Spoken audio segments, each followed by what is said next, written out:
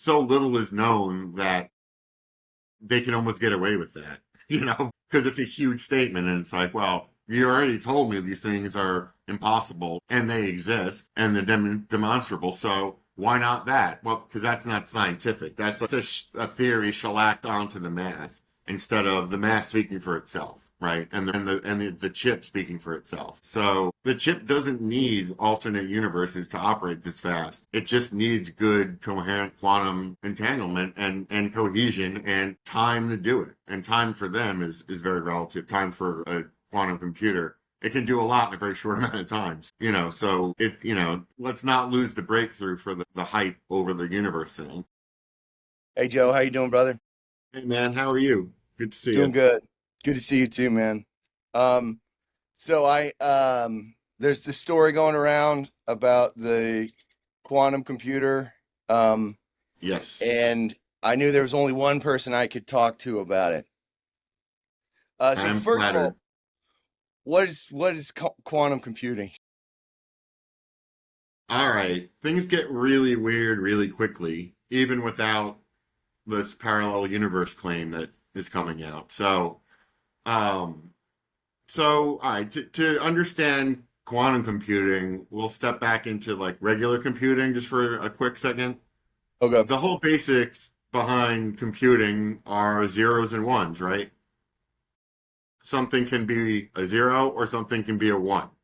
And the basics of all computing, right? So if you think of it as the smallest, like the atom is the smallest, thing in matter, the smallest data thing is a bit, right? And a bit can be a zero or a one, right? In quantum computing, you don't have to be a zero or a one. You can be both at the same time. And that enables all of this insane computing power and processing power in times, where they can do billions of things that would take millions of years, they can do in minutes, right? A normal computer can't do that. And the reason that can work is because of the qubit, the quantum bit. The quantum bit can be a zero or a one because it doesn't have to be either. And that this is when it gets very, very strange. This this quantum bit, one of the things that these things can do is become entangled with another qubit, so that if it changes up or down, it's zero or one, it'll automatically change the other one, no matter what the distance and no matter how. And it'll happen instantly. You don't have to watch it. You just know it happened. So it's like, have you ever seen the movie Prince of Darkness? No, but I know what you're talking about. It's a John Carpenter movie of dubious worth, but it's like the greatest screenplay because it blends spiritualism and religion and quantum physics and all. They have all kinds of really cool things. But one of the lines in the movie is that you know conventional logic breaks down at the realm of the subatomic particles. That their relations don't make conventional sense. So how can human beings harness these spooky relationships into something practical? And computing is definitely the answer for that. And quantum computing is the next huge step. Everyone's going on and on about AI, and there's certainly some validity to it, not justifying the hype, but quantum computing does change everything immediately. So the limitations are keeping quantum conditions. If you want to keep a qubit in any kind of stable condition, it usually requires something like keeping it at a below zero temperature or very sensitive conditions, right? To keep these things pristine. If you have them doing things, running operations, they're going to lose their what they call coherency. They're not going to relate to each other as clear, and they're going to introduce errors. And if you get errors, you can't trust your computations, and you lose your ability to compute at these levels. So that's the big problem to solve, and that's what seemingly Willow does solve, at least to a certain degree. And that's a big deal, right? None of this has anything to do with other universes, right? None of this. And I don't think any of it actually does. but we could get into that. But I'm going to take a pause to see if your brain is melted, if any of this made any sense, or it makes sense, but then you realize that it's not supposed to make sense. It's all Schrodinger's cat. It's the realm of the spooky subatomic particle, where logic does break down. It's crazy stuff. It honestly is. But all that is the current state of the art. It doesn't get weird until this guy stands up on stage and starts talking about parallel universes. So, Sorry, let me let my dog in. Go ahead. Yeah. So my brain was already melted, but yeah, it's more melted now. Um, so the calculation of the amount of time it would take, like you said, that a quantum computer can make a calculation like that would take an older or a different computer like millions of years. How do they make that calculation? by doing calculations. They keep them stable long enough to be able to do things with them. I mean, this isn't a hypothetical thing. These are actual quasi-physical things that Yeah. are operating in labs and inside computer chips. I mean, they know because they do it, which is the cool thing. And that's demonstrate. They can demonstrate it. They can repeat it. It stands up to scientific rigor. That paper in Nature is not being attacked. What the guy said on stage is being attacked, but their achievement is not. So it's part of the communication problem. Why they're going down this other Art Bell road when they don't have to is sort of beyond me. But because the actual achievement is worth noticing, and it is a milestone. In terms of what they're saying, when you look deeper into what they did into the paper in Nature and everything, usually when you build a lattice, a network of qubits to relate to each other, you lose coherence. You just do. And they're figuring out architectures that don't lose as much coherence. That's a big deal because these chips become very, very useful because they're more stable.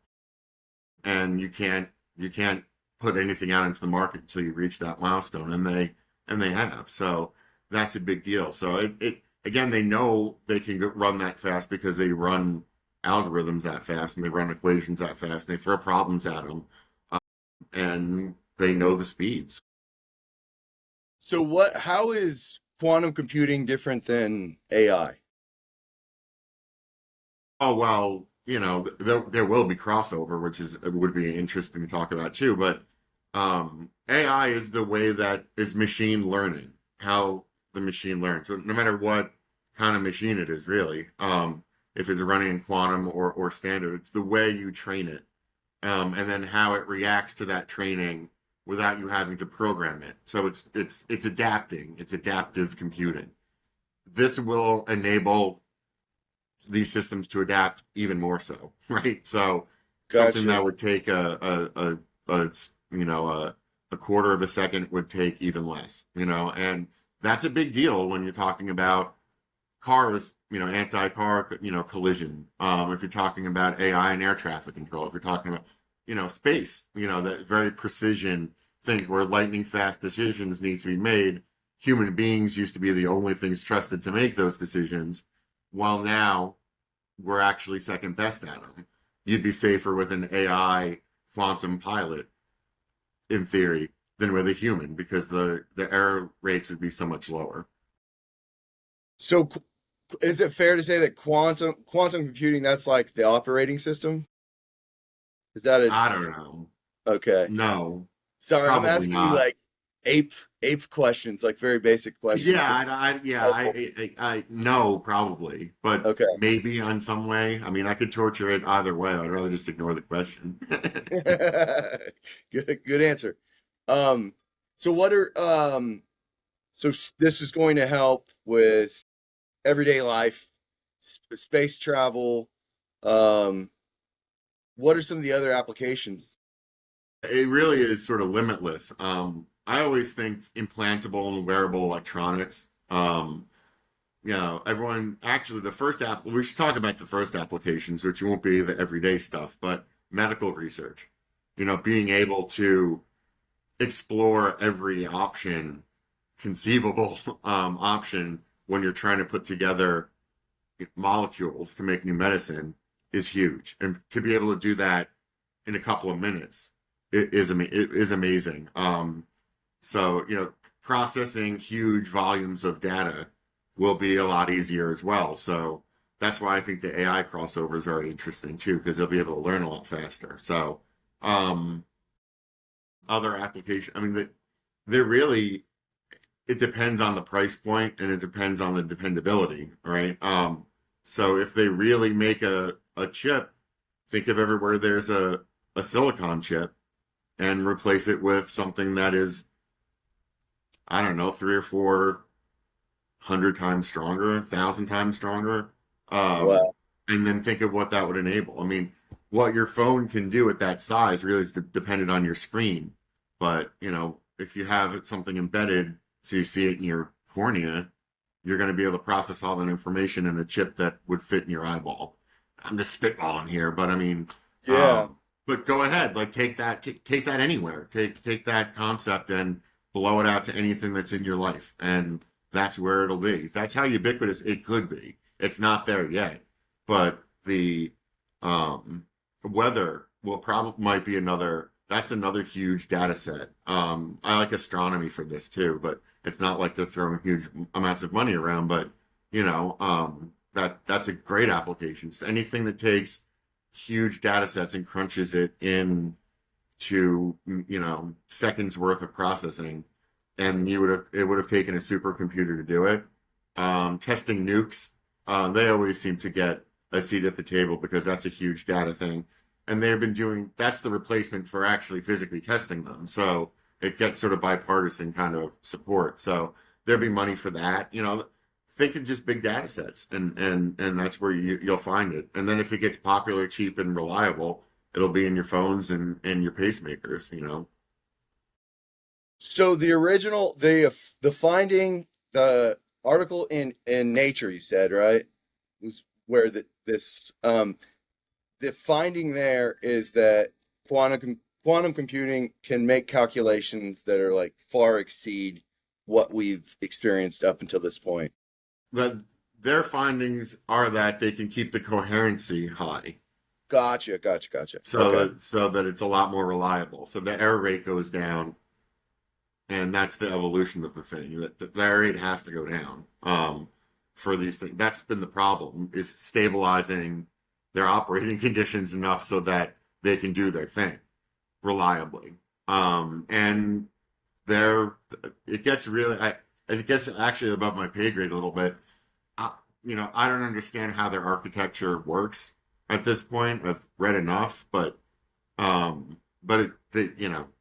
it's really genius level type stuff. It's amazing, and it's hard to describe because you grope for these physical and logical sort of connections to make an examples. Oh, it looks like a bridge, it's a highway, the information superhighway, data pipelines, and all this. But you get to the quantum, and it gets spooky, right? It doesn't make sense that particles shouldn't become entangled, right? It doesn't make sense. There shouldn't be that connection, but there it is. And we can use it. We don't understand it worth a damn, I don't think, but we know it enough. We didn't understand gravity. We're using that too. I mean, it's not the first time, but it's just interesting. These are very spooky forces that we're tapping into. Yes, I don't even fully understand the one, and it can be a one or a zero or a one Yeah, and a. if you understand it, you don't understand it. I Gotcha. mean, that's just the thing. I mean, if you flip a coin, no metaphor helps. I'm Yeah. telling you. There's two things that are almost mystically connected. It's easier to think of it like magic. They were created in a way that that connected them, that entangled them. It's almost romantic, right? That in such a way that no matter what the distance, when this one is in the up position, this one will be in the up position, and you just know it's always going to work. It's endlessly repeatable. The coherence goes down. So as you try to make that phenomena useless, but the phenomena exists. It doesn't make sense. things that are separated by a million miles that don't have a physical connection, that move, that change their position, shouldn't affect the other one. But they do. Yeah. But they do. That's not the part about this that I'm calling BS on at all. It's the other worlds part that I don't believe in terms of this. I believe that, mathematics, I don't know, I have problems with the other worlds theory in general, but in this particular, I don't think it proves jack.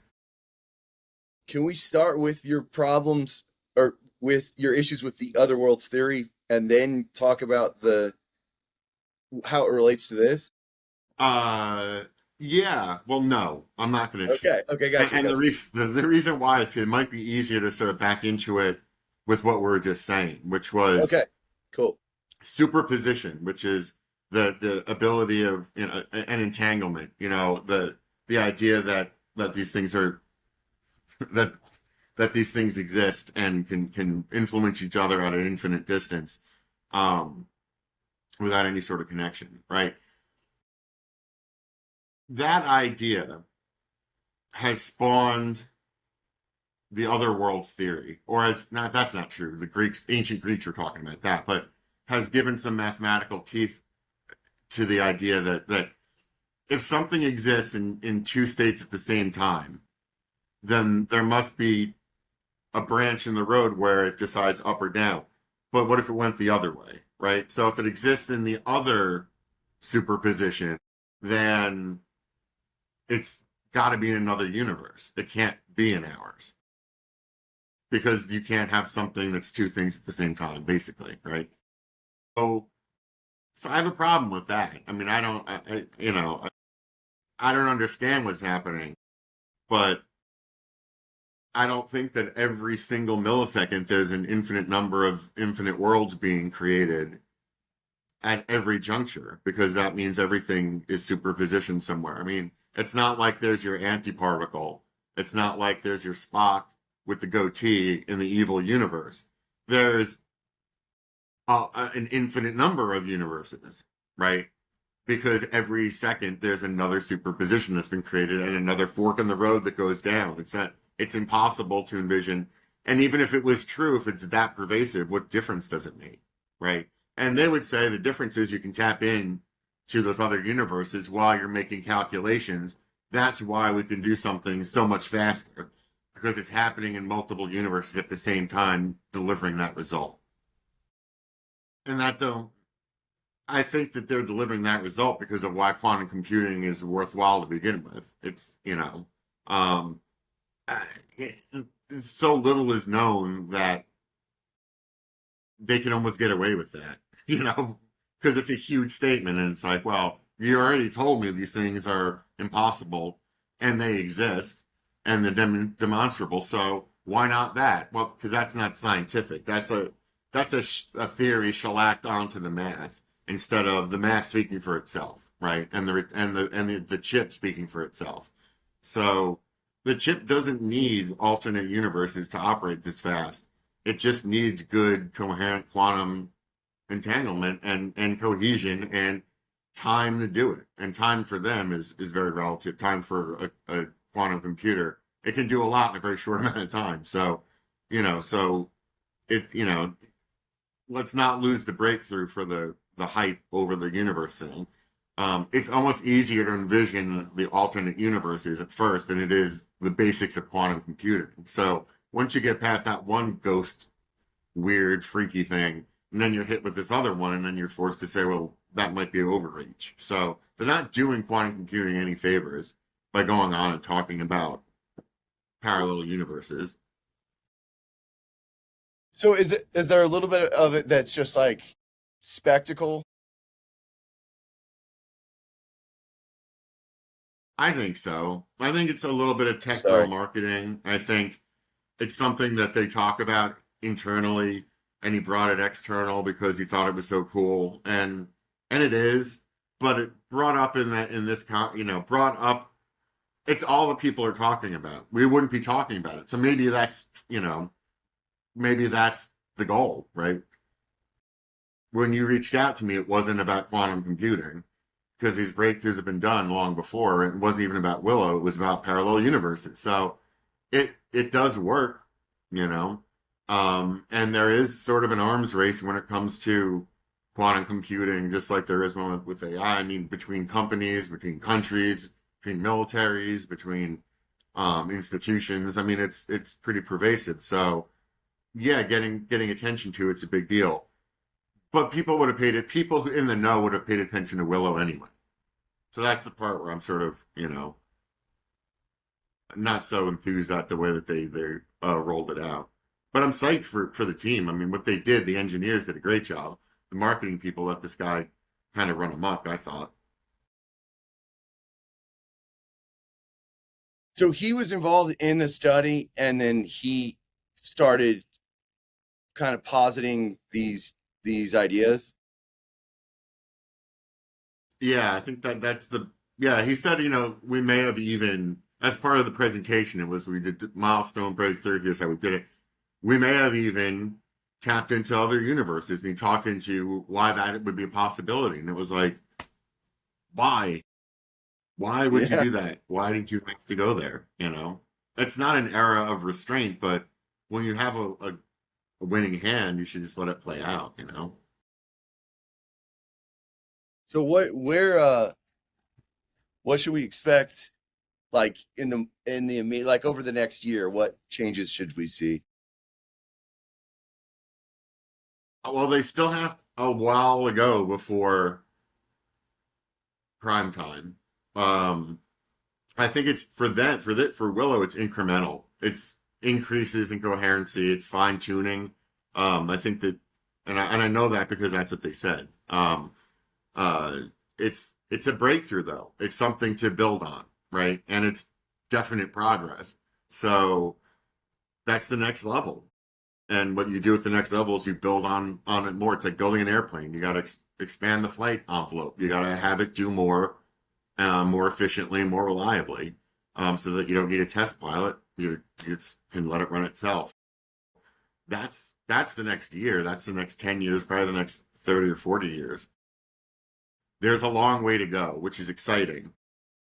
That's why a breakthrough like this is it's even more important when these technologies are younger. And this is a very young, impactful technology, but they're up and walking now, toddling, but they're up and walking, and they're going to be, they're going to grow fast, and there's not going to be a lot of walking. They're going to go from crawl to run, just by their very nature. So this little velociraptor, quantum computers are coming. They'll end crypto. They'll end all cryptographic systems are going to be compromised. They're going to make every phone and computer in the world outdated. And that's just round one. That's before commercial development. So, yeah, it's going to be an interesting run. Tell me more about the crypto thing, because when we were texting, that's what you kind of struck out as like, yeah, I think this is probably the real story, or a big part of the real story. Oh yeah, just the impact on, well, when you think of what crypto is and what it's based off of, and the bit keys and all the rest of it, you're basically saying if you got a random lock and spun it, how many times could you do that before you eventually were able to open it? In a computer can do that, a lot more quickly than a human could do, right? So, but how do you make that so big and complicated that it's unbreakable, right? That's one of the basics of all cryptography, including cryptocurrencies and everything, which they go to that other level that we won't have to. But if you just think about that basic security premise, right? I mean, crypto is revolutionary because of the blockchains and the rest of it. But if you don't have the essential security built in, you got problems, fundamental problems. So, because the whole blockchain is dependent on the integrity of that recorded process, where it came from, how who owns it, all that. So, if you have something that can spin a billion locks a billion times in a billionth of 1 second, you don't have crypto. You don't have any cryptography anymore. It's done just like that. So so national security implications are enormous, right? Just huge. And everyone says, "Oh, the nuclear codes." Our ICBMs are so old; they're in tunnels. The tunnels that have the cords in them that activate it, they're literally hardwired in. They're like, you can't hack an ICBM because they're so old, not because they're so secure. They're almost like air gapped. So it's interesting. But anyway, yes. So yeah. So then you pair it with AI and throw a little of that into the mix, and you can get some real nightmare or utopian scenarios together. But crypto doesn't survive. It just can't. I don't think. No one thinks. Crypto people don't like to talk about it, but it is the Armageddon that's coming for all of that. How far away is that Armageddon? Well, thanks to Willow, a lot closer. Um, I don't know. Because the development of quantum is so new, and it's hard to it's hard to back it because of all of the, I don't know, just the steep hills it seems like it would have to climb, the usability of it and the stability of it. But they have a chip. It works. It has good coherence. It's something they can build on. It's an actual architecture they can start designing around. And that news like this makes me think it's a lot sooner than we think. And it doesn't take very many. In theory, one quantum computer that was aimed at a crypto system would be enough to ruin the whole thing. So if one quantum computer aimed at Bitcoin could ruin it in less than a minute, probably less than a microsecond if they really wanted to get into it. If they dedicated, if there was a hacker that wanted to do that, I don't see what would stop it. So does this also push us forward to like the very Hollywood version of a robot controlled Armageddon? Probably, yeah. Everything seems to. But yeah, I mean, it certainly makes that dystopian future a lot more likely, right? I mean, I don't know about there's a certain inherent a morality play that the computers learned enough to know that we're the enemy. And it's sort of like, I don't know, I'd like the machines would think that we're here to tend to them. And they got a good symbiotic relationship going with us, whether we're the barnacles or they are, it's up to them to decide. But I don't see the extermination being the way forward for machine kind. You know, um, it doesn't make a lot of logical sense to go down that route. So why would they? I like that. So I don't believe That's that humans are so bad that we deserve that. We're horrible.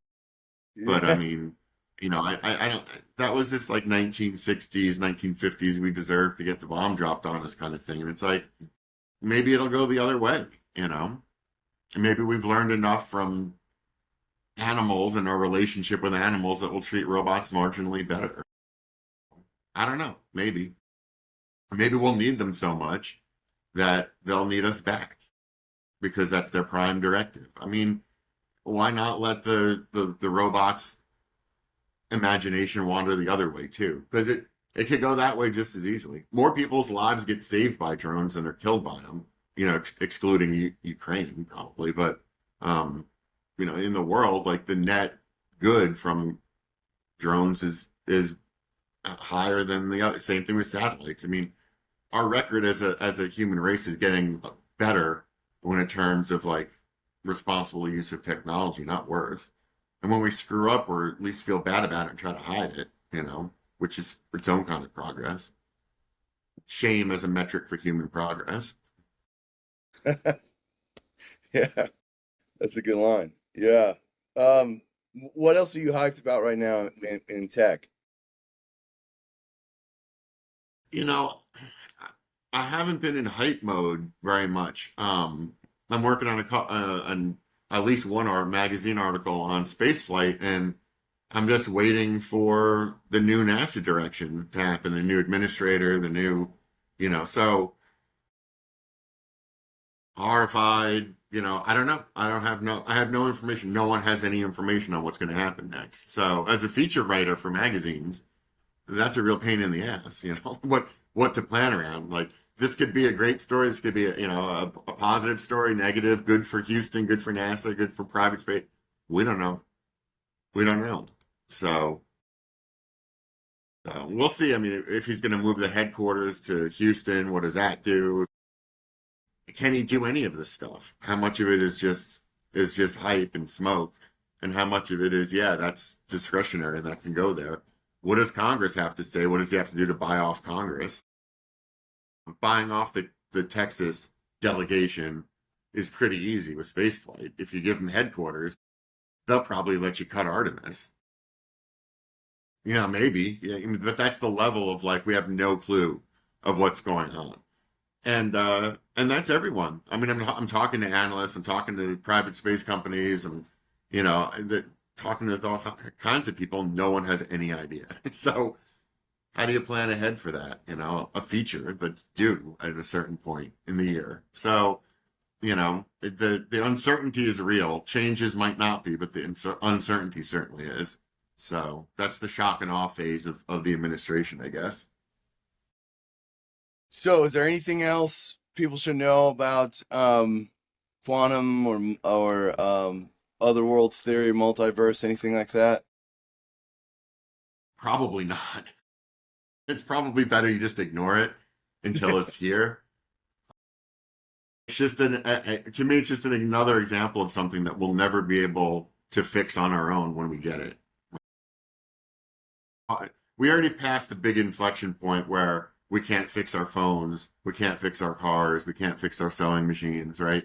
You need to be an electrical engineer and a computer science major to do anything.